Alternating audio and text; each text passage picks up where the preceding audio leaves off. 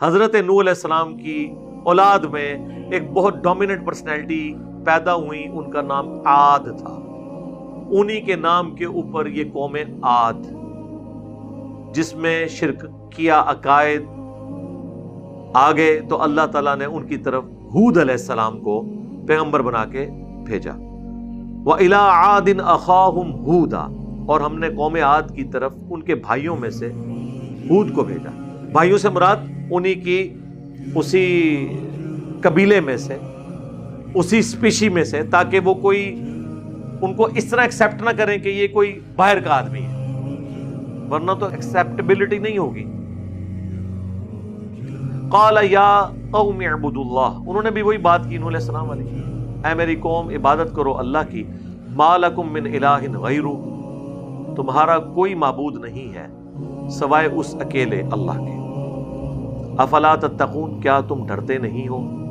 قال الملأ الذین کفروا، پھر آگے جی سردار کھڑے ہو گئے اس قوم کے کفر کرتے ہوئے، من قومہ، ان کی قوم میں سے، انا لنراک فی صفاہۃ وانا لنظنک من الکاذبین، وہ کہنے لگے کہ اے ہود، ہمیں تو لگتا ہے تم بہت نادان ہو، بے وقوف ہو، اور ہمیں تو یہی گمان ہے کہ تم جھوٹے ہو، یا تو تمہیں سمجھ نہیں کسی بات کی، یا تم یہ نعوذ باللہ مکاری کر رہے ہو، تم جھوٹے ہو۔ قال یا قومی لیس بی صفاہۃ، وہ کہنے لگے اے میری قوم، میں کوئی بے وقوف نہیں ہوں۔ اچھا دیکھیں پیغمبر جواب کیا دے رہے ہیں، فتویٰ لگانے کی بجائے کلیریفائی کر رہے ہیں۔ آج آپ کسی عالم سے سیدھا بھی سوال کریں نا، 14 ٹیکے لگوانے پڑ جاتے ہیں۔ کتنے الٹے طریقے سے سوال کر رہے ہیں پیغمبروں سے، اور وہ آگے کلیریفائی کر رہے ہیں کہ بھئی آپ نے ہمیں بیوقوف کہا، ہم بیوقوف نہیں ہیں۔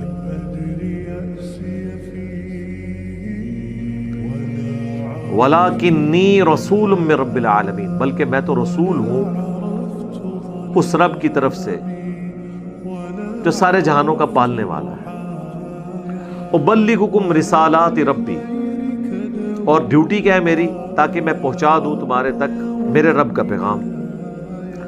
وَأَنَا لَكُمْ نَاصِحٌ أَمِينٌ، اور میں تمہارا خیر خواہ ہوں اور بڑی دیانتداری سے اللہ کا پیغام، اس کی دھمکی تمہارے تک پہنچا رہا ہوں۔ اب عجبتم ان جاءکم ذکر من ربکم، کیا تمہیں اس بات کے اوپر تعجب ہوا ہے کہ تمہارے رب کی طرف سے تمہارے پاس نصیحت کی بات آ گئی ہے، علی رجل منکم، ایک ایسے مرد پہ جو تمہیں میں سے ہے، لینذرکم، تاکہ وہ تمہیں ڈر سنائے۔ یہ وہی الفاظ ہیں جو نوح علیہ السلام کے تھے، لیکن اب ایک چیز ایڈ ہو گئی ہے عبرت کے طور پر، یہ ہے کانٹے کی بات۔ وَاذْكُرُوا إِذْ جَعَلَكُمْ خُلَفَاءَ مِن بَعْدِ قَوْمِ نوح، یاد کرو اس وقت کو کہ جب قوم نوح کے اوپر عذاب آیا تھا تو اللہ نے کافروں کو ہلاک کرنے کے بعد تمہیں زمین پر اپنا خلیفہ بنایا تھا، یعنی اس وقت تو سارے تم لوگ مومن تھے۔ وہ وقت یاد کرو کہ نوح علیہ السلام پر ایمان لانے والے جو بچائے گئے تھے وہ تم ہی تھے نا، تمہارے باوجداد، اور اللہ نے تمہیں زمین پر بسایا تھا۔ قوم نوح کے تباہ ہونے کے بعد ان کے اہل ایمان جو 78 لوگ تھے ان کو، وَزَادَكُمْ فِي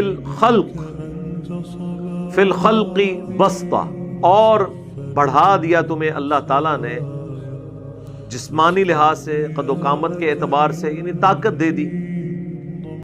فَاذْكُرُوا آلَاءَ اللَّهِ لَعَلَّكُمْ تُفْلِحُونَ، تو یاد کرو اس اللہ کو، اس کی نعمتوں کو، تاکہ تم کامیاب ہو سکو۔ یہ تھوڑی نعمت تھی کہ تمہارے آباء و اجداد ایمان کی وجہ سے بچائے گئے، آج تم ان کی نسلیں کفر اختیار کر رہے ہو، تو اللہ تعالیٰ کی اس نعمت کو یاد کرو۔ قالوا اجئتنا لنعبد اللہ وحدہ، تو کہنے لگے کیا تم ہمارے پاس اس لیے آئے ہو کہ ہم اکیلے اللہ کی عبادت کریں؟ وَنَذَرَ مَا كَانَ يَعْبُدُ آبَاؤُنَا، اور ہم چھوڑ دیں ان ہستیوں کو جن کی عبادت پہ ہم نے اپنے آباء و اجداد کو پایا ہے۔ یعنی ہم اپنے بزرگ بابوں کو چھوڑ دیں، یعنی ہم یہ کہنا شروع کر دیں کہ باب شاہی کوئی نہیں. فَأْتِنَا بِمَا تَعِدُنَا إِن كُنتَ مِنَ الصَّادِقِينَ، اگر تو سچا ہے نا تو لے آ وہ عذاب جو تو ہمیں وعدہ دیتا ہے، اگر تو سچا ہے تو. اب ظاہر ہے کہ عذاب لانا تو پیغمبر کے اختیار میں نہیں ہوتا، پیغمبر تو صرف دعوت دیتا ہے، اللہ ڈیسائیڈ کرتا ہے کہ اس قوم کا ٹائم کب پورا ہوگا، وہ پیغمبر کو بھی نہیں بتایا جاتا. ورنہ تو ظاہر ہے پیغمبر کے لیے بھی وقت گزارنا مشکل ہو جائے. مجھے بتائیں نوح علیہ السلام کو اگر اللہ تعالیٰ بتاتا کہ 950 سال کے بعد یہ سب کچھ ہونا ہے، وہ 950 سال تو ان کے لیے 9,500 سال بن جانے تھے، کیونکہ انتظار کا تو ایک ایک لمحہ کتنا مشکل ہوتا ہے. ہمیں کوئی بتاتا کہ جی آپ کی یہ دعوت کو جو عروج ہے 2021-22 میں جا کے ہوگا، 2008 میں جب کام شروع کیا تھا تو یہ 14 سال جو ہے یہ 1400 سال کے برابر ہوتے ہیں ہمارے لیے. انسان فوراً رزلٹ اورینٹڈ ہوتا ہے. ابھی تو انشاءاللہ بہت منازل باقی ہیں انشاءاللہ تعالی. تو اس لیے اللہ تعالیٰ اس کا فیصلہ جو کرتا ہے وہ پیغمبروں کو یا دین کا کام کرنے والوں کو نہیں بتاتا. صحابہ کو نہیں پتا تھا کہ یہ دین کا غلبہ حضور کی زندگی میں ہونا ہے یا بعد میں ہونا ہے. اسی لیے تو حضرت عمر نے تلوار اٹھا لی تھی حضور کی وفات کے اوپر، کیونکہ وہ سمجھتے تھے کہ ابھی رومن اور پرشین امپائر گری نہیں ہے اور اللہ کے نبی کا وعدہ ہے. قرآن میں اللہ نے وعدہ کیا ہے وَالَّذِي أَرْسَلَ رَسُولَهُ بِالْهُدَى وَدِينِ الْحَقِّ لِيُظْهِرَهُ عَلَى الدِّينِ كُلِّهِ. تو انہوں نے یہی اجتہاد کیا جس طرح موسیٰ علیہ السلام 40 دن کے لیے کوہ طور پہ گئے تھے پھر واپس آ گئے تھے، تو نبی علیہ السلام بھی واپس آ جائیں گے.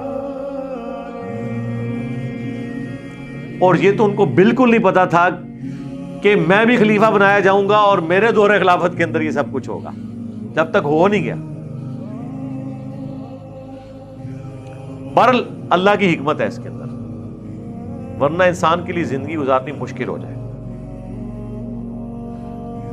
اب حضرت ہود علیہ السلام نے میٹھی میٹھی دعوت کے بعد بڑے سخت لفظ استعمال کیے. قال، فرمایا اللہ کہ اس پیغمبر نے، قد وقع علیکم من ربکم رجس وغضب، بے شک تمہارے اوپر تمہارے رب کی طرف سے گندگی اور غضب ہو چکا ہے. یعنی یہ تمہارے دماغ کی گندگی ہے اور تم پر اللہ کا غضب ہے کہ تم وقت کے پیغمبر کی دعوت کو قبول نہیں کر رہے، جبکہ ایک پریسیڈنٹ سیٹ ہے. تمہیں پتہ ہے کہ پہلے عذاب ہوا تھا کافروں کو. اتجادلوننی فی اسماء سمیتموها، کیا تم ان ناموں کی بنیاد پہ جھگڑ رہے ہو جو رکھ لیے ہیں تم نے وآباؤکم، اور تمہارے آباء و اجداد نے. ان ناموں کے اوپر لڑ رہے ہو. جس طرح آج ہم لوگوں کے کہ قرآن میں یہ لکھا ہے، حدیث میں لکھا ہے، وہ سیدھا کہتے ہیں جی آپ داتا صاحب کو نہیں مانتے، ہاں آپ غریب نواز کے منکر ہیں، آپ غوث پاک کو نہیں مانتے. تو ان کے آگے بھی یہی آیت پڑھا کریں آپ، جسے فٹ اسے گفٹ. کیا تم ان ناموں کے ساتھ ہمارے ساتھ جھگڑا کر رہے ہو جو تم نے اور تمہارے آباء و اجداد نے رکھ لی ہیں؟ ما نزل اللہ بہا من سلطان، اللہ نے ان کی کوئی سند نازل نہیں کی. اچھا ان بزرگوں کے بھی کوئی اللہ نے سند نازل کی ہے؟